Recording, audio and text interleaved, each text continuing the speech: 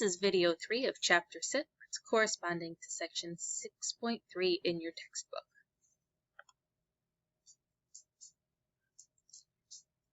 In this video, we'll be talking about the two types of sweat glands that humans have, where they're found, and what they do. We'll also talk about sebaceous and ceruminous glands and their location, structure, and function. And then we'll talk about mammary glands as well.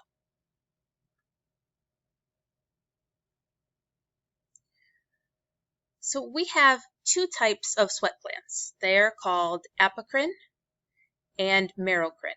We're going to talk about apocrine on this slide and merocrine on the following slide. So apocrine sweat glands are located in the groin, the anal region, the axilla or armpits, the beard area in men. These are not active until puberty. Okay, so prior to puberty, these are there, but they don't function. These sweat glands, the apocrine sweat glands, are directly related to hair follicles. And the sweat that is released through these apocrine glands contains a high percentage of fatty acids. So it's thicker and may have a slightly more milky appearance than sweat that is secreted through the merocrine glands.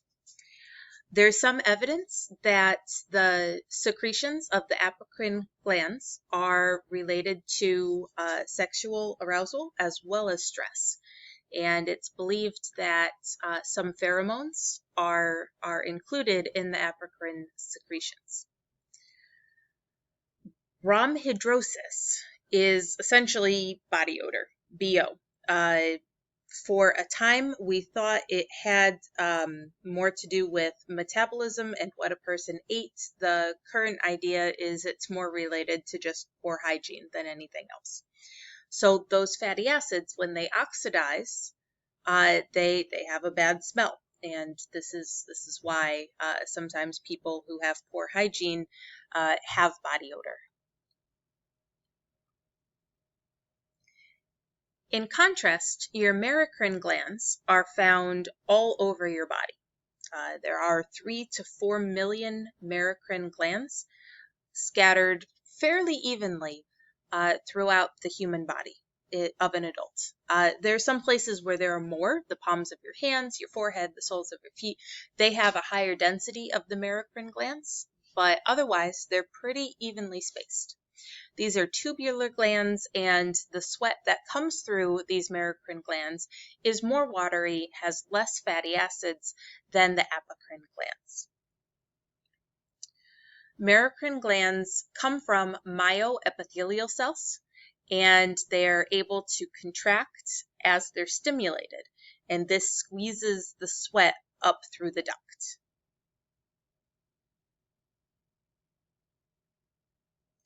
So let's talk about the composition of sweat for just a second. Sweat starts off as a protein-free substance that comes from the body plasma. There's some sodium chloride, NaCl, in there, and other small solutes.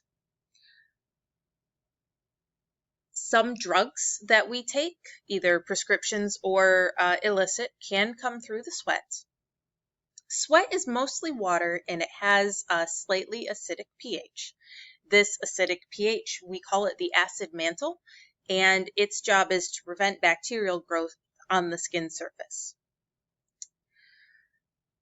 We sweat about half a liter every day just being alive. We don't notice this, it's not visible, we don't feel like we're sweating, but half a liter a day of our perspiration is lost to evaporation. And a lot of this is actually at night while we're asleep.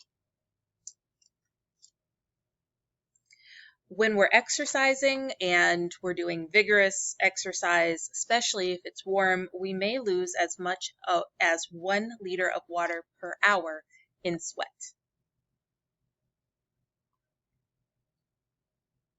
Okay, so now we're moving on to the sebaceous glands.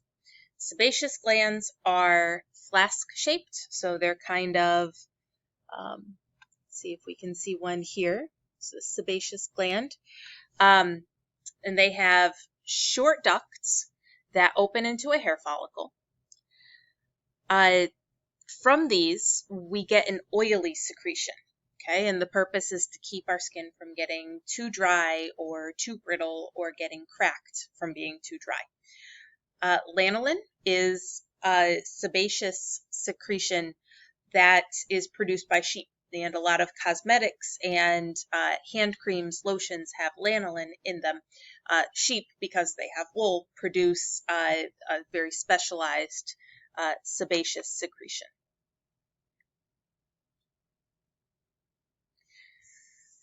Next, we're going to talk about ceruminous glands. So ceruminous glands are located in the external ear canal. Very important for you guys to remember that. I would probably expect to see something about this on an exam. Okay, so ceruminous glands are found in the external ear canal. They're simple tubular glands. We've seen pictures of these in previous videos in Chapter 6. The reason that we have this cerumen secreted is they help keep the eardrum flexible or pliable. They provide waterproofing for the ear canal. They kill bacteria, and they also guard against foreign particles getting into the ear canal because it's sticky. You guys have all seen earwax at some point. It's very, very sticky.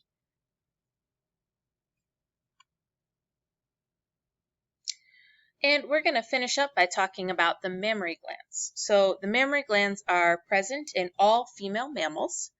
However, they are not functional or operating at all until pregnancy and lactation in a healthy individual. Mammary glands are actually modified apocrine sweat glands, and the secretion, what we would call breast milk, is released through the ducts into the openings at the nipple. Most mammals have 2 rows of mammary glands. Primates only have 2 in 1 row, though some individuals have odd numbers of mammary glands or nipples.